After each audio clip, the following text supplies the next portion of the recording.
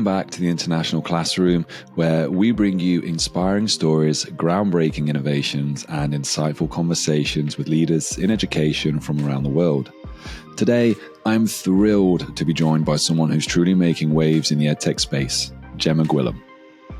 Gemma's journey is nothing short of remarkable. Starting as a primary school teacher and senior leader both in the UK and internationally, she's gone on to become the head of digital learning, education and innovation for Portsmouth.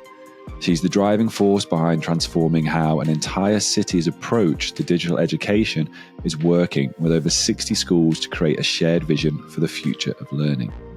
In this episode, we'll dive into her work, the challenges she's faced, and the innovative strategies she's used to ensure equity, accessibility, and impactful use of technology for both students and teachers.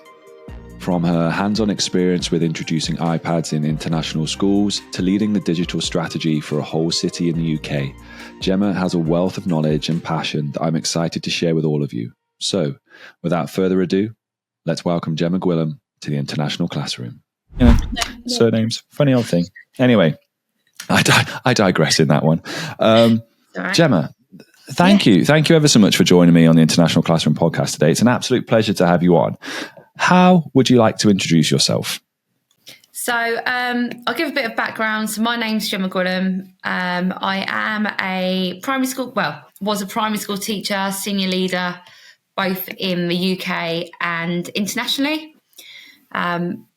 Moved back to the UK 2019, and then kind of my EdTech journey really has just, increased so rapidly from there. So I moved over to the central office team for United Learning in 2021, and I was really lucky to work as part of the EdTech demo programme, which was a DFE funded programme, and we started working with Portsmouth, which is where I'm from, and when the funding got pulled, they were like, we really want to have you. So September 2022, I started the role of Head of Digital Learning, Education and Innovation. Bit of a mouthful. It's a bit like an HDMI. And that means that I'm a strategic lead for digital for a whole city. So I'm currently the only person in the UK doing this. I've got 62 schools. Within that, the schools belong to 14 different multi-academy trusts and 17 local authority schools, yet we've just got one shared vision. I was going to say that's a fascinating one. How do you get them all into alignment? That's a lot of schools to try and get aligned in one vision. I am really, really lucky. I mean, I think it helps coming from Portsmouth, building those relationships with the schools. But also, we've got something called the Portsmouth Education Partnership, which all our schools belong to anyway. So we do a lot of work together. At the end of the day, I mean, Portsmouth, it's an island. It does have a little bit of island mentality. A lot of our children don't leave the island. Like, I was teaching in one school up over the hill, and we were like, oh, we're going to go to the beach. And they're like, I can't come to the beach. We're like, why not? I haven't got a passport. So it's that kind of that element for our children. So our children all grow up together, and we all have a real passion that actually of equality and fairness for our children. So they're going to go to different secondary schools together. They're going to go into the wide world together. So let's give them that fair opportunity. That's amazing. I never thought of Portsmouth like that. I just and I'm from the Midlands. So wherever I go in the world, if I'm in York with my wife's family, I'm a Southerner. And if I'm in London with any of my friends, I'm a Northerner. And it's like, I'm just smack bang in the middle of a tiny little village of 1,500 people. So Portsmouth kind of been to. I remember when I was young, just like the ferry over to France with family. But I would never have known that. That's fascinating. Absolutely fascinating. 30,000 children living on that island, and 10,000 of which are living in deprivation. Wow. Okay. Yeah. So I can imagine then in terms of, that idea of wanting to get equity and equality, which are two words that I use a lot, I know, in terms of for EdTech, the fact that they've got that policy in place. And you say are they the only one in the country? Yeah, we're the only city at the moment. So I'm working with a DFE, having conversations about how we can actually support other local authorities across the UK. Wow. Wow, hats off to you, and fingers crossed in terms of that rolling out soon across the rest of the UK would be amazing. So let's backtrack a little bit, because it's an interesting one in terms of how you ended up there from international primary school teacher. You come back to the UK and you've gone out into this EdTech world. What is it that originally kicked off your interest in working in educational technology? So I've always been a huge fan of tech. Like ever since I was a child, my dad had a PC, which I loved playing with. But it was kind of when I got over to Beijing, I suddenly started to really began to fall in love with an iPad, basically. And I was working at an education centre there, a bit of a mishap on my behalf because I left a lovely school thinking I was going to my first international job, and it was a education centre as opposed to a school. But it did give me the opportunity to kind of like stop, pause, reflect. And they were really keen to introduce iPads. So I developed the interactive program of academic development. Another mouthful, but yeah. The first four letters. What does it give you? iPad. Yeah. Interactive program of academic development. So then we were able to kind of really showcase how that was an effective tool for all of our children were Chinese learners. So it was like basically having an EAL class. So that kind of sparked. Then I went over to Bromsgrove International School in Bangkok, and we were very well resourced. And Dave Marker, who's a huge fan of STEM, created the makerspace. And again, that then kind of grew. Then I was able to go to a Nord Anglia school in Pattaya, and Nicole there and Tom and Sarah were just so invested in us having the tech that then I kind of grew to love it even more. I was working with cloud-based systems. Yeah. And it just kind of evolved. I mean, my own barriers to learning also, my ADHD is only kind of, obviously it's always been there, but it's new diagnosis, whereas my dyslexia was when I was 18. And that was kind of learning how powerful technology can be. How do you think that's influenced? So obviously the dyslexia in itself, as you've gone into the world of education and you've started to pick up these iPads, how do you think that's influenced your approach and then the approach you've given to the students working with it from an EAL perspective? I think it's a really powerful tool. And I think it's a bit like when we talk about mobile phones, which we'll probably come on to later. It's, for me, I now know that this mobile phone, this iPad, this device can do so much for me. I know that actually it can reduce some of the barriers that I've got. So, for example, reading. Actually, I can put something into immersive reading and it'll read it back to me. I can use Dictate, like lesson planning for me as a teacher. I always found it difficult as to what box to write in first, which for some people, they're like, Jem, you start from left to right. And I'm like, well, it doesn't. I'm like, there's loads of boxes on the page. And actually, from a child perspective, they can have the same thing. And it's like, all of that, like from a cognitive load perspective, technology can reduce that. And it just enables actually, I don't know, it really does help with communication, but also writing stuff down by pen. I can't read my own writing afterwards. Whereas actually, if I'm able to type it, if I'm able to speak into it, I'm reducing my own workload and I'm reducing my children's workload because they can do the same. Yeah. So you kind of highlight that as a barrier to learning, isn't it? And obviously you've gone from certain schools that have really embraced the implementation of technology. But even with that implementation, even with the schools that are like, yes, we're all for this, there's always going to be challenges along the way, aren't there? What were some of the challenges you encountered and what were the strategies that you used to overcome those? So when I first started this role in the UK, it really is around funding and devices, but also you don't know what you don't know. Yeah. And if you haven't got the infrastructure in place, then the devices don't work. When the devices don't work, people are reluctant to use them. Then you've also got, again, with mobile phones, like, oh, well, if we let children use mobile phones, they're just going to be on social media. Well, actually, if we let children use mobile phones because they know how to use them safely and securely, they're not going to want to go to social media as much because they're actually going to be able to use it to support their learning. So there's been a lot of work around kind of the fundamental, what I call like the building blocks, but then it's the knowledge and understanding. And I think because the rate of technology has grown so rapidly, sometimes people do say to me, oh, Jem, people like doing what you're doing because it's like a shiny thing and tech's so shiny. But actually, I think people are beginning to realise we're not going to get away from the tech, and it's always been there and it always will be there. So how can we embrace it and make it work for us? I quite often say about everything that we do has to be the right tool for the right activity, for the right outcome for the child or adult in that moment in time. And it's about ensuring that every single member of our community is equipped with those skills to make an informed decision about the tech they're using. Yeah, and that's a great point. And I think I'm seeing that and I'm experiencing it a bit myself with it, because I always ask the question as to the why and then with the how. And you made a really valid point there in terms of every member of the community. And obviously we talk about students having the right skill sets, but I think that also starts with the teachers. I think if the teachers effectively know how to use it, it makes it a lot easier to do that. So from a teacher's perspective, and we know you work a lot with teachers, what are the things kind of that you first introduce to them in terms of training them up and giving them the right strategies to support those? Oh, do you know what? Some of the favourite things that I like to do is get them first of all thinking about, how are you using technology? And some of them will be like, oh, I'm not. I'm like, how are you teaching? They're like, oh, I create my slides on PowerPoint. I'm like, okay. So you're using technology. I was like, have you considered X, Y, Z? And then we talk about, well, actually, what would you like to be able to do? They'll be like, oh, well, sometimes little Bobby struggles to actually keep up with what I'm doing. So I'm like, well, have you considered putting the subtitles on? Have you considered actually dropping the slides over to them beforehand? So it really is that kind of thinking about how technology is working and what barriers you've got. Then we look at how actually these can be achieved, and that becomes the first step. We always break it down into technology for children, technology for adults, technology for all. And the all is the parents and wider community as well.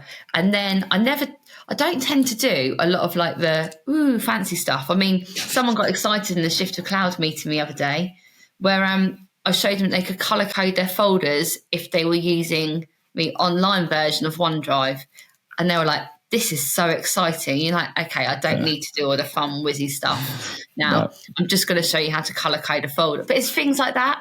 It's the day-to-day bits.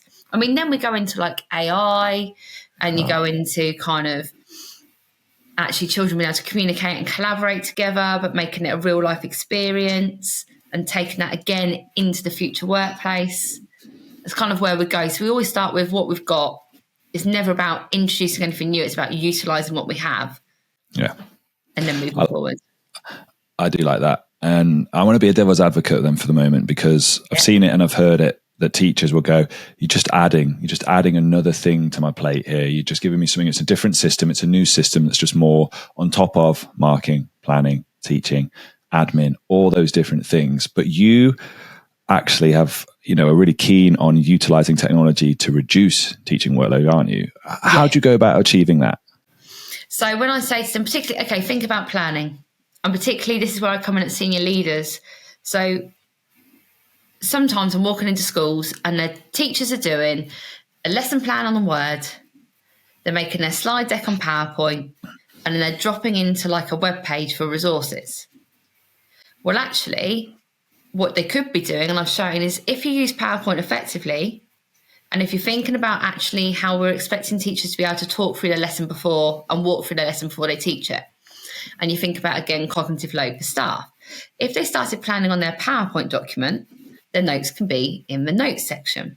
So actually, for the cognitive load from children, who are the slides for? The slides are then being for the children, the notes are for the staff. They put it in presenter view. The children think their teacher's really clever. Then if you add on things like ClassPoint, which is a free add-on to PowerPoint, they don't need to leave the PowerPoint. They can click on browser and it opens up within the PowerPoint.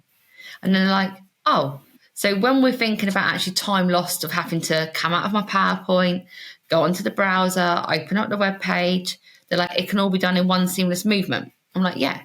And then you've got your annotations. And it's kind of showing them those little nuggets. And then that's kind of becomes their toolkit. Then I'm like, right, you've liked that. What about Canva? And obviously other products. And then they begin to select which works best for them. But it's shown that you don't have to do the same thing. And I always say that, obviously, when you're learning anything new, there's going to be a bit of workload because you have to understand how it works. But the more and more that you use it, become familiar with it, actually, now I've got teachers saying to me, particularly with some work I've done around AI, and they're like, this has reduced my workload so much because I'm able to spend more time with the children and actually giving them the effective feedback and support. A bit like, I'm reducing workload with feedback, okay? Yeah. Giving feedback to children in their books, they're not always going to read it. Verbal feedback is so effective. Record the feedback as you're giving it to the child, whack it as a QR code in their book, and they can scan it and listen back to it whenever they want. And then actually, you're not saying the same piece of feedback again and again and again. That's amazing. Right, let's focus in on that, Sorry. because no, I love it, and I'm as guilty as the next person is going off on a tangent. So I love this. Let's focus in on that, because it's something I'm massively interested in. But I'm also mindful, like, how do I go about doing it? And what tools can I use? So, like, if we're talking now about the verbal feedback side of things and recording it, take us through that. How can I do that? I'm really interested in how I can go about achieving this. Okay, so say I always talk about little Bobby. Bobby is our character who the whole project's for, because I think if you've got a person that you're relating it to, it's more effective. So say I'm working with little Bobby, and little Bobby really struggles with reading. So what I do is I sit down with Bobby and I hit record on any device. Most devices these days have an audio record button.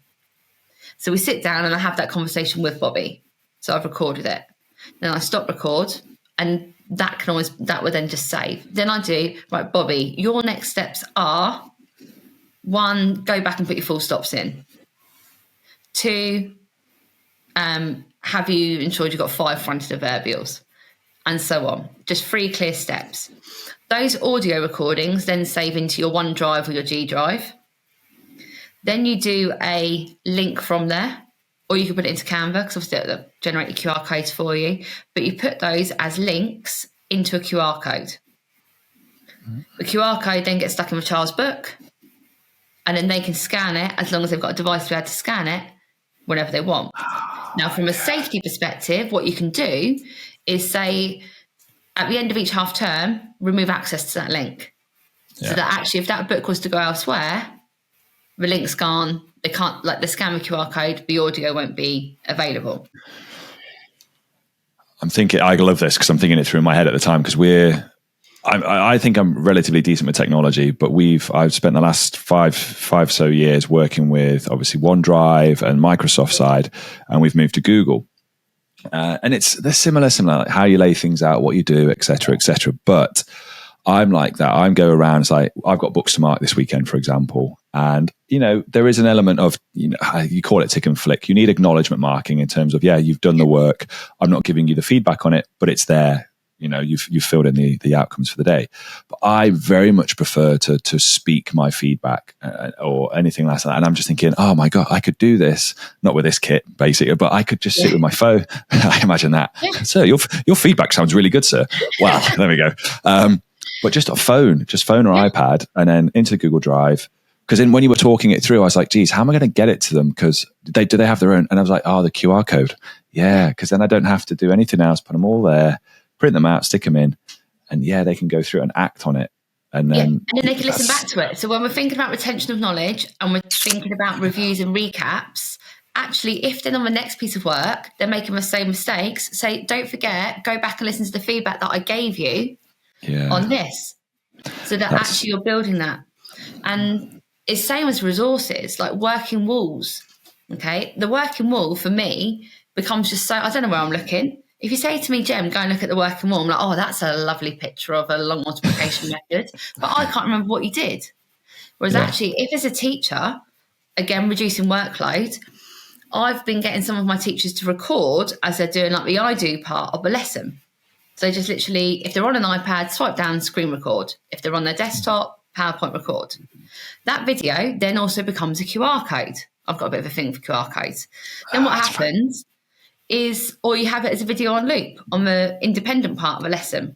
So what I see now, I walk into maths lessons across the city, and particularly a lot of our primary schools, our children are either able to scan a QR code and they can see their teacher physically do the steps.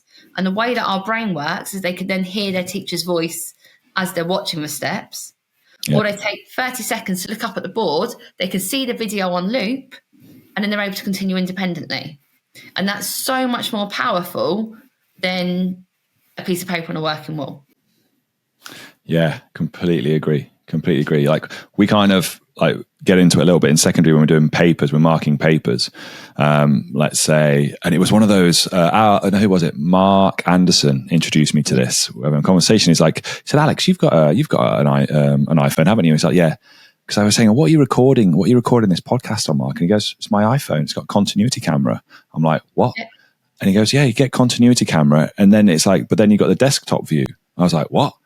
And he showed me it. And it was like, there's a camera part. And then if you set it up, like on the tripod, it looks at your desk. So you could have this connected to your Mac, which is then being projected on your board as you're working through something, or you can pre-record it. And it's like, and so many teachers, and this is the thing, even just listening to you now, really don't know about this. I'm at a fully Apple integrated school with things like this, and those little things that are hidden away in Apple and these devices, we do just use them for the very basics.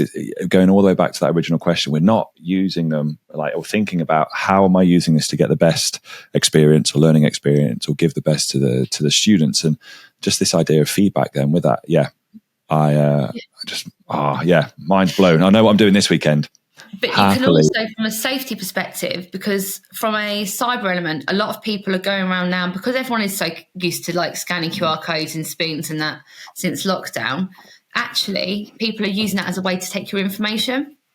So I know a cyber expert that I work with in Portsmouth went into our local Weatherspoons and put QR codes on the menus, just stuck them on the back of the other ones, and it went to a Rick Astley video. Now, he did that as a way to prove you don't just go around scanning QR codes. Yeah. So you can use that as, again, a safety element for our children to say, I know that you can scan this QR code because I made it. So we're already bringing in some of those wider skills just for using that tool in the classroom. I'd love to do that just as a PD session for teachers, because they do, don't they? They come in, you could just have you could have a range of just QR codes around, and they'd all come in and scan it, and it would open up to this and be like, why is it opened up to that? It's like, to prove a point. It's like, what? And it's like that we're just so habitually ingrained. If we see a QR code, we instantly do it without thinking about, right, what is this doing and what is it taking from me? Just think, is there a way to tell? Just out of curiosity, no. So you've got to trust the source. It goes back to trusting the source that it's come from. Interesting. Of course, I mean, there'll be things on menus, you'll be able to tell if it's been stuck on. Yeah.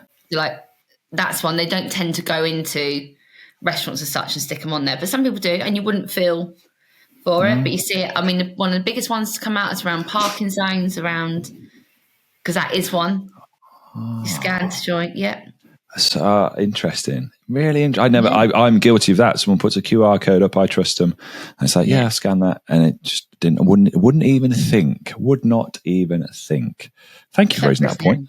Sorry, experts, now that you all know. I'd love to. It's weirdly enough in this, I would love to speak to a cyber expert, because I think in schools, especially international schools as well, we're so just blasé, super just relaxed about stuff. And actually we need to be more vigilant. Holly Foxcroft, look her up on LinkedIn. She's incredible. She's got voted top 25 most influential women in cybersecurity. She's a Portsmouth girl like me, and she is incredible. The work she's done for us. Just so, I mean, I'm taking this personally, I'm writing this down, by the way, but for the listeners and viewers out there as well, what was her name again? Holly Foxcroft. There we go. Sorry, Holly, you're now going to get a whole range of. Is she on LinkedIn? Yeah, on LinkedIn. There we go. I'll go and dig her out. Go and dig her out on there. And I highly recommend then, go and dig her out on LinkedIn, people. This would be amazing. Okay. So, I mean, this is all fantastic. And I would love to just go through this for longer as well. But obviously, I want to kind of piece it together now in terms of schools are going to hear that and be like, right, that's great. That's one bit of it. And there's schools out there, and especially here, they've shifted a little bit to AI. And they've kind of forgot about digital type of things. And we need to bring it back to that, because I think the digital strategy, AI is a tool and a resource that would sit within digital. And I think that should even sit within teaching and learning and feedback and be those components with it as well. What would be your advice and kind of the things that you go in and do when we're starting and schools are starting to set up a successful digital strategy? What would you tell me I need to be doing? So first of all, I always say read, review and reflect. So read what's happening in the world around you, in the schools around you, particularly those in your local area. And then review where you're at as a school.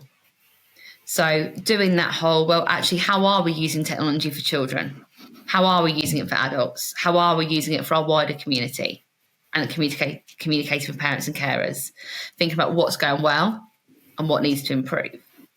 And then once you started getting that in place and getting it from all the stakeholders, you need a team to drive it. Now, it doesn't necessarily just need to be your computing lead. And that's what I'm seeing quite often, is that the computing lead who prehistorically used to be the newest member of staff because they are the youngest coming in. That's what a lot of schools tell me. You need to build that team. We're lucky in the UK that the digital standard says that it has to be a member of SLT. I've actually pushed back on that. And I think it needs to be actually a teacher who is able to lead and support and truly understand how technology can benefit the classroom. So you've done kind of like your reading and your reviewing and reflecting on where you're at. Then you build a team. And the team needs to be most of my teams now across the city have a member of SLT, they have a teacher, a TA, and a member of the admin team. Then we also have a representative where we can from SEND, a representative from English, and a representative from computing, because those are kind of the key areas where it's overlapping, because accessibility and inclusion is everyone's responsibility, as is English, as is digital skills. Then you start planning actually what you want to achieve, but you think about how you can do that. So how can we achieve this with the kit we've got? Is the infrastructure actually in place? So you talk about AI, it's fantastic sending off all your staff to an AI workshop, but they've only got like one device between 5 in the children, and if we haven't got actually it can run, and the infrastructure means as soon as you get 30 Chromebooks out, they all die because you haven't got enough for that, then actually that's what we need to put into place. Then it's about really building that strategic plan, but looking at your school improvement plan. So it doesn't, schools, first of all, in the city have started with a separate digital strategy and school improvement plan, because we were really trying to get those fundamentals in place, really getting them to understand what is digital, what is the place of it. 2 years down the line, many of them have said, oh, Gem, actually, this is now a priority on our school improvement plan. So it's kind of shifted its way. And then when I look at their other priorities, like there's one of my schools that's trying to improve outcomes in writing. And under that, it's like training on how we can use our iPad as a visualizer. And record it. Looking at how we can actually use immersive reader and dictate. Looking at how we can use AI alongside our writing policy to create modelled rights, so that then we're exposing our children to those high quality texts that are written in the same voice that we would write as. Now, initially, that's come with training. And that would be another thing that I would say. So you've done your read, review and reflect. You've built your team. You've created kind of what you want to achieve in 1 year, 3 years, 5 years. Thought about how you can fund that. And then you get the training. And then it's that constant, right, actually it just becomes the norm. And having that, I meet with them half-termly to review where they're at with this. So just out of curiosity, obviously you've got schools at different levels. I'm really curious in terms of what that transformation looks like, because I'm sure you've got schools who are, different stages of the journey that we're talking about. But from, let's say, the beginning where they're starting to sort of what the middle and the end, what does that look like in terms of the things that you're seeing and the things that teachers and students are doing? Oh, I tell you what, I'm like smiling inside, because it's a very heartfelt project, and I'm truly seeing. I've got a school, and Nikki won't mind me saying it. Nikki Sordi from St Paul's was one of my early adopters of this school in level of deprivation, and she started working with me back in actually just before September 22, and she has gone in and they've got a brand new computing curriculum, so that every single child leaves St Paul's knowing how to use Google Classroom, but also having had access to a full computing curriculum and e-safety. She's doing ongoing training for staff and TAs. She does lunchtime drop-ins for them. Then she does the parent workshops to go alongside that. They've reviewed systems so that they can save money where they can, and then Chrome Flex devices, because they were given a lot of the DFE devices that weren't fit for purpose anymore, but the children don't have access to tech. So she's done her own research, obviously led by myself, on how to Chrome Flex devices, and then Chrome Flex devices, so that now we've increased the level of technology within the classroom. She's now just been working on her own. She's completed her level 3 digital champion apprenticeship and passed with distinction in the summer, so that now she can go on to lead other schools across the city and support other schools with this. So it's that constant sharing of best practice. That's amazing. And congratulations to, is it Nikki, do you say it's St. Paul's? Yeah. Many congratulations to her. That sounds like, well, a phenomenal achievement and a fantastic journey that she has gone on, and with help from you as well. So amazing. Like your schools. In the classroom as well. Yeah. So now I'm seeing the children using the technology. I'm seeing the teacher confidence in putting work on Google Classroom. We're not fully there yet, but the children are even saying to Nikki, like, oh, I really like it when we have our computing lesson, or I can just go and grab a Chromebook now because I know that I can use Google Docs in this lesson to support me. That's a wonderful story. That is exactly what we want to be seeing, isn't it? If we're going in with that transformation and starting to be able to see that and experience that is exactly what we want in education, and for the right purposes as well. Which kind of leads me into the next question I've got, because anyone who's listening to this and watching this who is coming across you for the first time will be instantly hit with how, one, passionate you are about this, but also how obviously how recognized and deep knowledge that you have for this. And if they go, and obviously they're going to look you up on LinkedIn, there's going to be a lot of accolades and things that you have got for this, and rightly so. And I'm really interested in terms of, how do you think that recognition sort of influences you and the work that you do? So I'm really just the glue. There's a lot of people like in the city who are incredible, and I've come in and I've recognised the talent and the skills that they have, and I utilise that. And it's a bit like when you run a business, and I'm not the strongest person in the room. Gary Henderson always says you're only as strong as the room. And it's a case of actually, for me, I mean, I am getting recognition. I am getting recognition for what we're doing now. The city has won awards. I have been shortlisted for Tech Women 100, but it's because of me kind of constantly learning, being very much grounded, I think, and always just wanting, at the end of the day, I've said it quite a bit today, it's a heart project. And I think if you truly believe in something and you want to be the change that you see in the world, you will make it happen. Agree, completely agree. Just, do you think then, obviously the story, do you think like the recognition that educators get, do you think that can also help them go off and do with these other things and start this journey, because other people have taken that path and because there is now recognition for it? And not that we're saying that we do these things for that, but it does help, doesn't it, sometimes, in terms of when you want to get that message out there and someone can say, hey, look, these are my credentials, these are the things I've achieved with this. And it's like, it does make people stand up and listen a bit. Yeah, and I've got a lot of teachers across the city who said to me, Jem, before you come in, I was ready to give up teaching. And I didn't want to go down the SLT route. And I felt there was nowhere for me to go and my voice wasn't being heard. And they were like, and you've just come in and you've created this whole wide range of opportunities, which for me, having come from my previous role, I kind of, at United Learning Technology was a huge part, and internationally it is, but actually in some of our schools across the UK and in other parts of the world, they haven't got this. And I think it's about stepping up and not being afraid to step outside your comfort zone. It's about realising that there is an opportunity for everyone, build that resilience. I mean, it hasn't always been easy. I kind of gave up teaching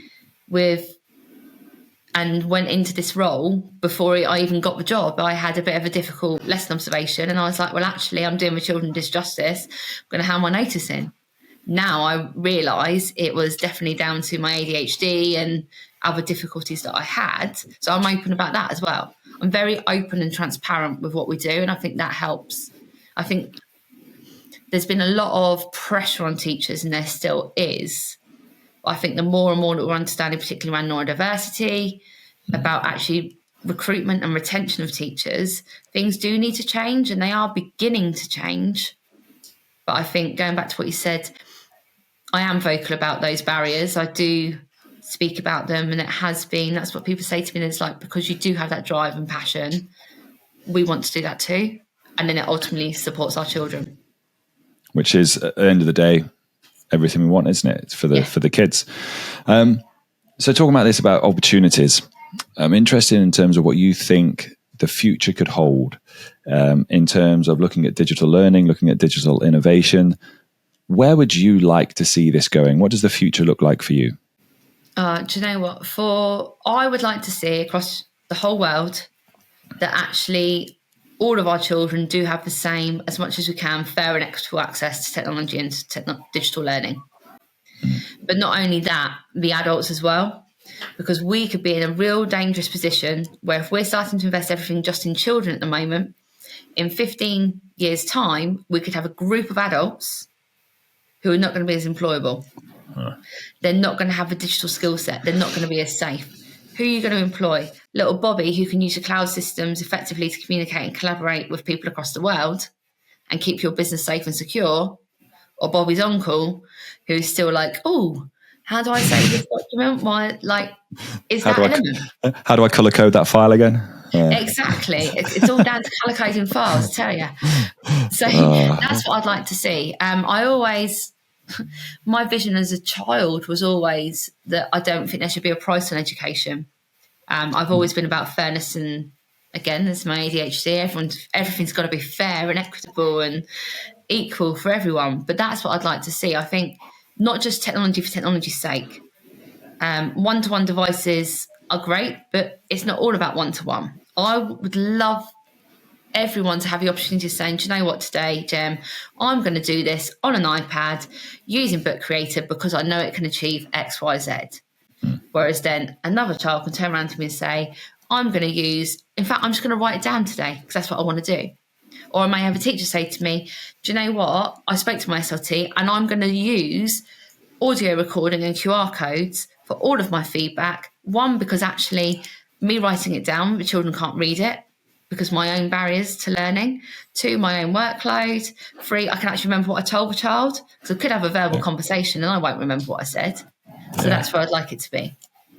That's more great. Awareness and equality. That's great. Well, I'm sure with the fantastic work you're doing down in Portsmouth, and a lot of spotlights are going to be cast on that, and for the right reasons, and hopefully it will disseminate into the rest of the country, and even potentially other countries can start looking at that and what you're doing, the fantastic work you're doing, which kind of leads me into the fantastic work that you are doing. What's next on the cards for you? What's the next project? What's the next big thing you've got going on? So we always laugh because they're like, what about life after Gem? I'm like, well, I'm not going anywhere. So it's that succession plan. Sorry. And that was like the perfect timing to life after Gem. Oh, it's great. But it is. And so it's that succession planning. Yeah. I don't want to be seen as that shiny thing. I want people to look at it and be like, actually, what Portsmouth's done is they've created the change. And then they're able to drive it and continue in themselves. So we've got all the different strands of people. Then we are just starting our outreach. So I'm already beginning to work with schools, trusts outside of Portsmouth. You mean you've left the island? You've left the island? I left the island. I was one of them. I went off the motorway. But then also I'm having conversations with a DFE for me to support other local authorities. But what I'd like to do, I don't just want to do that because I feel it's got to be led by someone whose heart's in that city or that area. So I want to train up. In fact, someone from DFE was like, we just need lots of little gems. I was like, you don't need any more of me. But what we do is we train up those people and I share the journey. And then they become, but you've got to have a team around you. So I've also got 3 technology specialist advisors who support me. So they do the technical side of what I do. But that's what's happening next. There's some definite play on words there about Gemma's gems, just gemstones, all these different things. But it sounds like what you want is legacy. Whereas, and someone's mentioned to this previously in terms of if you weren't there, if you were away for a day or a week or a month, or you did leave, that the ship wouldn't fall apart, that people could just pick up and carry on. And I think that's the best way. Too many leaders out there that are kind of, if they go, that's it, everything crumbles because they've just basically gatekeeped everything and haven't shared it. So that sounds like... I'm the glue. I just they don't need me, and I tell them they don't need me. They just want you. Is that the case? They just want me. It's okay. Yeah. I'll start stepping away from them soon. Right, as I'm starting to wrap this up, I'm curious in terms of just a little bit of advice, some from Gem's Corner, as it were. Distributing out the gemstones, the valuable nuggets of information to everyone else. What advice would you be giving to leaders who maybe are hesitant about adapting and bringing in new technologies, what could you say to them that's going to encourage them to take those first few steps? First of all, stop, pause, reflect, and see what you're doing, and know your school or your MAT or wherever you're working, because you are going to have some absolute diamond staff working within your team who are already really keen to be doing this. Then look at the problem you're trying to solve. So actually, with going back to AI, because now everyone's talking about AI, I jumped on my AI train for the city quite late, as what some would say, because I wanted to make sure it was staggered. So we started off with AI for improving outcomes in writing. Then I did AI for maths. Then I did AI for reading. And in fact, before I jumped in this call, I was planning my AI for SLT. Now, the reason I did reading, writing and maths before I did senior leaders is because then I'm driving the change up. What I'm actually doing, and they don't know, but they will now, is that I'm delivering the same thing each time, but I'm changing the context. And then each time they're like, oh, yeah, we learnt this last time, but I can do it this way. So it's really taken, I'd say, that pausing and reflecting, finding your gems, and then choosing one area to work on, but only if you've got the infrastructure in place. If you haven't got the infrastructure and if you haven't got the tech, and it doesn't need to be one-to-one, it just needs to be a bank of 30 Chromebooks, cloud-centric devices, fits the sustainability plan. You can still be on Microsoft and have a Chromebook. We need to start shifting away from people thinking, oh, I can only do Microsoft or Microsoft. No, it's a device. That's a system and a platform.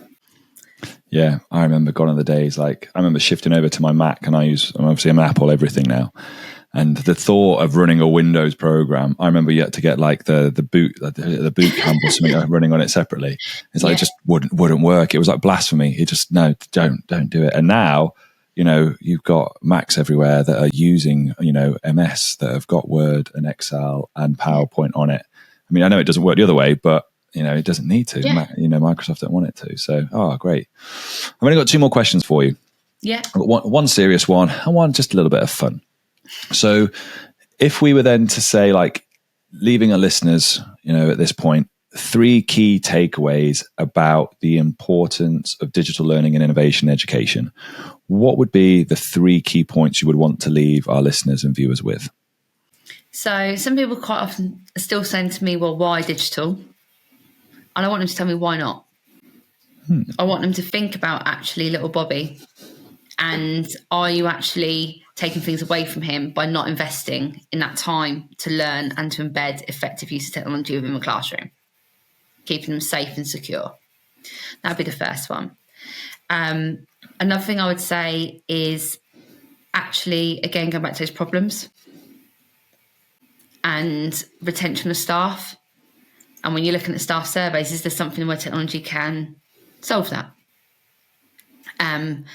And then with the innovation element, is that actually inspiring our future generation? And if we look at entrepreneurial factors and look at actually the skill set they're going to need, technology can really support that, as can the STEM subjects. And you may have some children who may not want to go on and, they won't even know the jobs that they're going to have aren't even invented yet. So if we can give them the toolkit and the skill set that they're going to need, they can use them and apply them and take it on that way. It's the soft skills and the hard skills that actually digital can underpins. 3 great takeaways for anyone listening or watching. And I think you can just run with those straight away into the digital strategy. So amazing. Thank you for that. And now the fun one. We'll finish with the fun one, a little lighthearted one. So if you could develop any new EdTech tool without any constraints, what would it be and why? I would just like a device that would then actually fit in my pocket, but then also open up and fit on my desk. So that actually I've just taken my one device everywhere. It would need to be sustainable, cloud-centric, so I know it's safe, but also have the accessibility tools built into it so that actually, I'm doing an accessibility project across the city, and some of our children are moved from school to school and get given a different device. Well, actually, if you're a visually impaired child, you have to learn a new device. Whereas actually, if we had a one device fits all, and it's about the way that you use it, so that you're selecting the right tools, the right activity for the right outcome for you, that's going to be more purposeful. So that would be my tool. It'd be one that will mould to the user as opposed to us having to mould the tech that we've got. Interesting. If Elon Musk, here you go, Elon Musk out there, if you are, someone send this to him, please. Just this lonely, this little podcast in Dubai, but he might be the person to do it or anyone else. But yeah, that would be amazing, wouldn't it? I can picture it now, like that futuristic thing that just folds out, put it into a little square and just... And then it'll just come out into a screen, but actually I choose how I use it. Yeah, I'd love that. Little projector maybe comes up like it's a hologram. I can see that. Oh, that'd be amazing. Yeah. I like that. Affordable though. It needs to be affordable. We've got a digital divide going on at the moment. Yeah, it needs to be affordable. Not like those Apple Vision Pro goggles where everyone was raised. Born with one. Just give them out at birth. There we go. Well, yeah, that would be it. From a biology point of view, it might even be just like evolutionary wise, we're just born with tech built into us at some point. Know, it could happen. It could happen. Well. Well, Gemma, you know what? This has been an absolute delight. I've really, really enjoyed speaking with you and learning from you with this. And I think it's of so much value to the people out there listening and watching. And I reckon there's going to be a lot of people now who are interested in following you and learning more about the work that you do. So if they want to, where's a good place to find you? Safely, by the way, we had this. I was going to say, what's the island? No, LinkedIn. Yeah, I've moved away from the other platforms. I'm generally on LinkedIn. We don't like that one. Yeah. Find me on LinkedIn. There's not many with my surname, so you're lucky there. It's all right. Yeah, and we established how to pronounce that earlier. It's Gwilliam. Gwilliam. Almost sounds Welsh, by the way. I think it is Welsh. Yeah. There we go. A bit of learning for me, and more learning for me, should I say, as we finish this off. Well, thank you ever so much again. It's been an absolute pleasure and delight, and all the best in the future with some very exciting plans that you've got going on and initiatives. Yeah, wish you all the best for that, and have a fantastic rest of the day and weekend. Brilliant. Thank you. Thank you for having me. Thanks to Smart Technologies for making today's episode possible. Smart is at the forefront of blending education with interactive solutions that are as engaging as they are effective. From lesson planning to collaboration tools, Smart is helping schools across the globe create dynamic learning environments. Visit their website to learn more and discover how Smart Technologies can support your school's journey into the future of education. Thanks for tuning in to this episode of the International Classroom. We hope our discussion on implementing AI has sparked new ideas and strategies for your classroom. Your support means the world to us. So if you've enjoyed today's episode, please take a moment to subscribe, rate, and leave us a review. It helps us to continue bringing you the content that matters most. We'll see you next time for more insights into global education.